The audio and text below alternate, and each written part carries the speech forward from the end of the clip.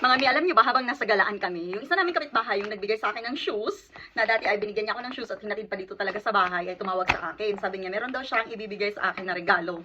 Ayan, ito na yon, dinala niya dito sa bahay, hinatid pa talaga niya mga mi. Grabe, super blessed ko talaga sa community na to, sa kapitbahay namin. Sa mga kapitbahay namin, grabe, hindi ko alam kung deserve ko ba to, pero grabe talaga. Ang babait nila sa akin, napapalibutan ako ng mababait na tao dito sa Australia. Charot. Talaga mga mi, I'm so grateful talaga. Ayan o, bigay niya sa akin isang bag na kung ano-anong stuff. Ayan, itong dress na to, ang ganda, ang cute niya mga mi. Tingnan nyo. Wait lang. Diba, ang ganda ng dress, mamaya isukat ko. Gustong gusto ko siya, nasukat ko na siya kanina, pinakita ko sa kanya. Ang ganda, natutuwa talaga ako. Ito pang Pasko, tingnan nyo. Ayan o, pang Pasko, meron ako may susuot sa Christmas party namin dito. Dalawang dress, tapos itong pants.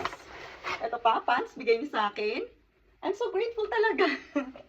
Nakakatuwa talaga siya. Natutuwa siyang mambigay-bigay sa akin mga mi. Kasi na-appreciate ko yung mga bagay-bagay na binibigay niya. Magaganda din naman kasi. Ito, tingnan niyo, Zara. Nabili niya daw to kasi medyo masikip sa kanya. Kaya bigyan niya daw sa akin. Diba? Kasya sa akin. Nasukat ko na to. Ayan. At ito talaga yung sinabi niya mga mi na ibibigay niya sa akin. Itong, hulaan niyo kung ano to. Tingnan niyo. Ang ganda ng watch. Ang cute niya. Ito ay ano, John Taylor na watch. Yan, bago pa siya. Sabi niya, hindi daw bagay sa kanya, kaya ibibigay niya daw sa akin, mga mi. Nakakatuwa talaga. Ang ganda ng watch ko. Meron na akong relo. Dahil ang relo ko ay binigay ko kay Angel. Ayan, ito pa. Marami pa ito, mga mi. Hindi ko alam kung ano ba to. Avocado oil para sa buhok. Mga bago pa ito, mga mi, ha. Nabigay-bigay niya sa akin. Hand cream. Oo, nalaglag. Ito ay, ano to? Ano pang spray? Ito ano to? Hand cream again. O, diba marami na akong hand cream.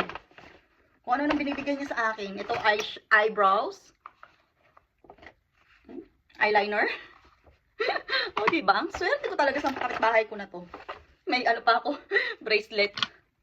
Ay, naku talaga. Ito si Mavis. Natutuwa siya. Yung mga lip balm. 3 lip balm. Mga bago to mga miha. Ayan o, mga hindi pa nagagamit. Binigay niya sa akin. Siguro may mga regalo din to sa kanya. Tapos, hindi niya gusto. Binibigay-bigay na lang niya sa akin. Tapos kung ano-ano pang mga ballpen dito. Ayun lang mga mi. Isusukat ko yung dress na papakita ko sa inyo. Yan, wait lang. Ayan, tingnan niyo yung dress. Diba? Ang cute. Ang cute niya.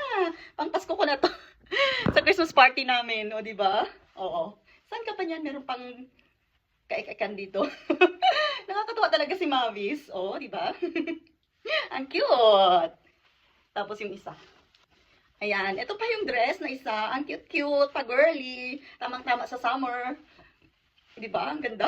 Bagay ba sa akin? Bagay ito sa akin with matching relo. Tingnan niyo yung relo. Ang ganda ng relo.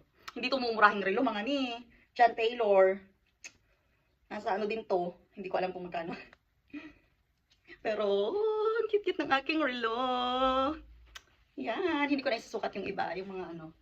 Ito kasya naman to sa akin eh, yung Zara na blouse. Yan lang, mga mi. I'm so blessed. Thank you, Lord.